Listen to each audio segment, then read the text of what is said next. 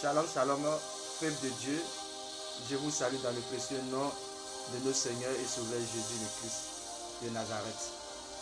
Ce matin, j'aimerais vous parler d'un sujet vraiment très important. Et ce sujet, c'est quoi? C'est la repentance. Bien-aimé, Jésus-Christ est venu, c'est la repentance qu'il a prêchée. Depuis la Genèse jusqu'à l'Apocalypse, on parle de repentance. Jésus est venu, Jean-Baptiste est venu, il dit repentez-vous car le royaume des cieux est proche. Et cela quand tu prends Matthieu 3 à partir du verset 2. Jean-Baptiste disait repentez-vous car le royaume des cieux est proche. Et lorsque Jésus est venu aussi, c'est cette même prédication qu'il a donnée.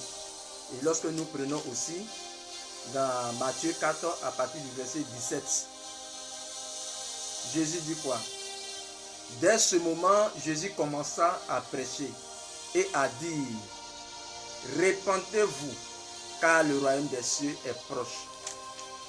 Bien-aimé, c'est pour dire que le message que le Christ est venu donner, ce n'est pas un message de délivrance, ce n'est pas un message de prospérité, ce n'est pas un message d'être né de nouveau, ce n'est pas un message de prophétie, mais c'est un message de repentance.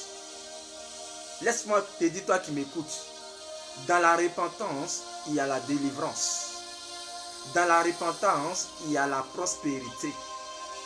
Dans la repentance, il y a la justice.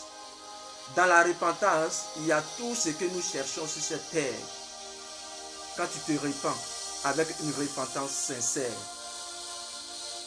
La parole de Dieu déclare quoi? Que lorsque un seul pécheur se repent, il y a de la joie dans le ciel. Et le ciel s'ouvre pour que les promesses que Dieu a prononcées sur cette personne puissent le localiser et s'attacher à cette personne. Sans la repentance, il n'y a point de délivrance. Car la repentance même est la clé de toute délivrance, est la clé de toute réussite d'une personne dans la vie active. Bien-aimé, repens-toi, car il est important. C'est le seul message que Jésus-Christ a véhiculé, la repentance. Jésus-Christ n'est pas venu pour prêcher la prospérité. Jésus-Christ n'est pas venu pour prêcher